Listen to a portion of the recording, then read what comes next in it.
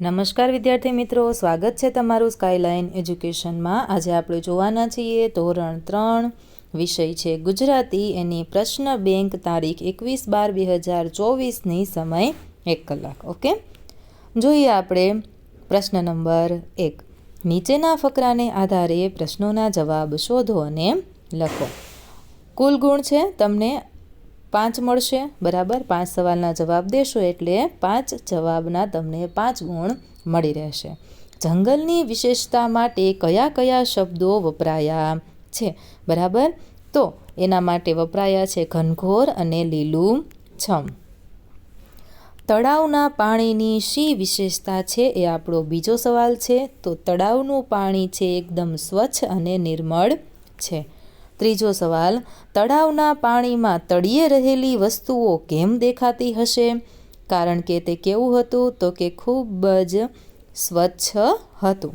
ચોથું, હંસોને કેવા કહ્યા છે, શા માટે? બરાબર છે, તો હંસો છે એને ધોળા ધોળા રૂની પૂણી જેવા સુંદર કહ્યા છે, બરાબર છે।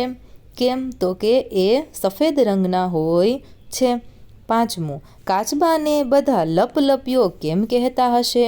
બરાબર, કારણ કે ખૂબ જ વાતોળિયો છે એટલા માટે એને લપલપ્યો કહે છે।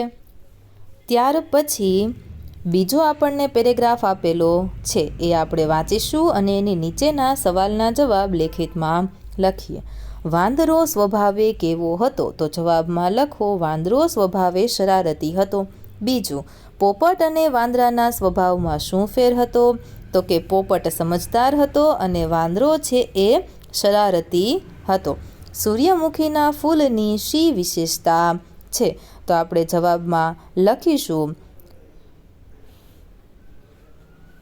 સૂર્યમુખી ફૂલ એક જાદુઈ મીઠાઈ છે જે સુંદરવનના જંગલમાં દર વર્ષે એકવાર ખીલે છે, બરાબર છે। ત્યાર પછીનો સવાલ, બંને મિત્રોએ બપોરના ભોજન માટે શી વ્યવસ્થા કરી? તો આપણે લખીશું, ભોજન માટે તેઓએ કેટલીક કેરી પેક કરી, બરાબર છે, અહીં લખેલું જ છે। આગળ જોઈશું આપણે પાંચમો સવાલ, વાંદરો જંગલમાં કેવી રીતે સફર કરતો હતો? તો વાંદરો એક ઝાડ પરથી બીજા ઝાડ ઉપર ઝૂલતો ઝૂલતો સફર કરતો હતો। ત્રીજો વિભાગ, એમાં પહેલો સવાલ, વાંદરા અને મગર વચ્ચે દોસ્તી છે એવું શાના આધારે કહી શકાય? તો વાંદરા અને મગર વચ્ચે દોસ્તી આ વાત પરથી કહી શકાય કે તેઓ રોજ એકબીજાની વાતો કરતા અને એકબીજાને ખાવા માટે જાંબુ આપતા હતા, બરાબર છે।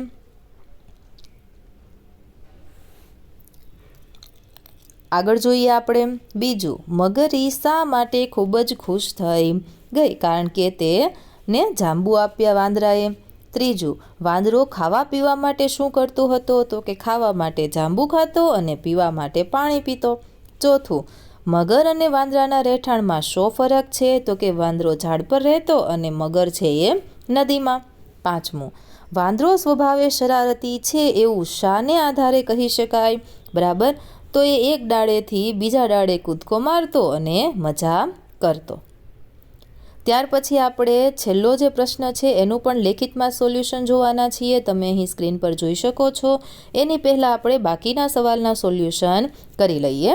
તો આગળનો સવાલ છે એ શરૂ કરીએ બીજો, એની પહેલાં વિદ્યાર્થી મિત્રો વિડીયોને લાઇક કરી તમારા મિત્ર સાથે જરૂરથી વોટ્સએપ પર શેર કરી દેજો અને આવી જ રીતે બીજા વિડીયો જોવા માટે ચેનલને સબસ્ક્રાઈબ કરી લેજો। તમારી શાળાનું નામ શું છે એ અમને કમેન્ટ બોક્સમાં રેડ હાર્ટ સાથે જરૂરથી લખી આપજો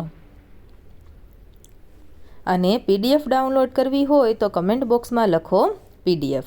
જોઈએ આપણે રસદાર, તો રસ અને દાસ આવી રીતે બે શબ્દ બનાવેલા છે, તો આપણે બે નવા શબ્દ બનાવવાના છે। તો પહેલું છે ગરમ, તો એમાં આપણે લખીએ તો પહેલો શબ્દ બનશે ગરજ અને બીજું છે રમત।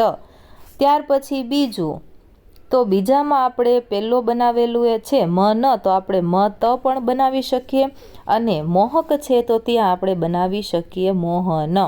ત્યાર પછી રાજવીર, તો ત્યાં આપણે રાજનું રાજા બનાવી દઈએ અને વીરનું બનાવી દઈએ વીરદાસ, બરાબર। ત્યાર પછી લંબચોરસ, એમાં પહેલો શબ્દ લંબુ બનાવી શકીએ અને ત્યાર પછી ચોરસ છે એ શબ્દને આપણે એમ જ રહેવા દઈએ, ચોરસ. ઓકે. પાંચમું મુસાફરી, તો એમાં પહેલો શબ્દ બનશે મુસાફર અને ત્યાર પછી બીજો શબ્દ આપણે બનાવીએ ફરીવાર. ત્યાર પછી છઠ્ઠું રાજમહેલ, બરાબર. તો રાજમહેલ છે તો એમાં રાજનું રાજા અને મહેલ છે તો એમાં બનાવી શકીએ મહેનત. ત્યાર પછી દાનવીર, બરાબર. તો પેલું બનાવીએ દાનત અને એવી જ રીતે વીર આપેલું છે તો એનું બનાવીએ વિરલ. આઠમું છે ભર બજાર, બરાબર. તો આપણે પહેલો શબ્દ બનાવીએ ભરત અને બીજો શબ્દ બનાવીશું બજર. ઓકે. નવમું છે બારસ, બરાબર. તો એમાં બનાવીએ બારાત, બરાબર અને બીજું છે રસ. દસમું છે ગરમા ગરમ, તો પહેલું બનાવીએ ગરમી અને બીજું છેલ્લે રમ આપેલું છે તો રમત. 11મું મુબારક, બરાબર. તો એમાં આપણે બનાવીશું પહેલું છે મુરબો અને ત્યાર પછી રક આપેલું છે તો રકમ. ત્યાર પછી 12મું છે કદરૂપા, બરાબર. તો કદ અને રૂપલ. ત્યાર પછી કદમ બનાવી શકો અહીં પહેલો શબ્દ. ઓકે. ત્યાર પછી છે રસદાર, તો રસમ, બરાબર અને ત્યાર પછી છે દર. ઓકે. 14મું છે સુરદાસ, તો એમાં બનશે પેલું સર.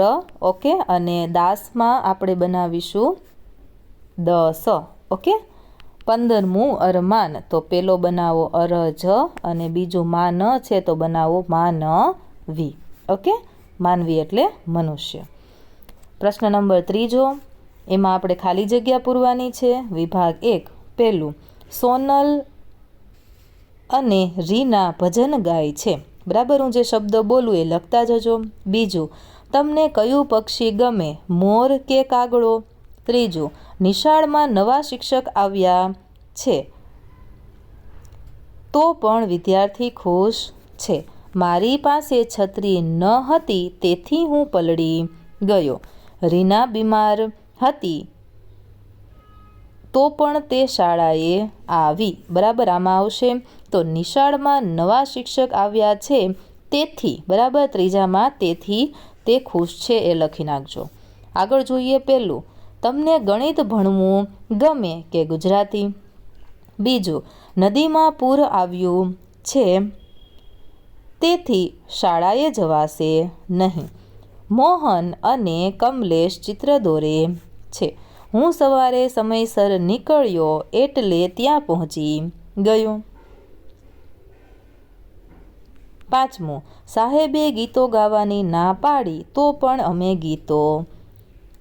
તમે ગીતો ગાઓ છો, બરાબર છે. ત્યાર પછી ત્રીજો વિભાગ રાજલને ઇનામ મળ્યું છે તેથી તે ખુશ છે, એટલે તે ખુશ છે પણ આવી શકે.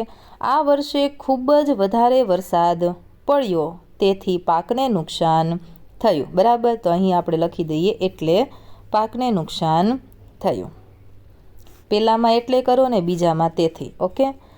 ત્રીજું તમે કપડાં લેવા માટે ફતેપુર જશો કે સંતરામપુર?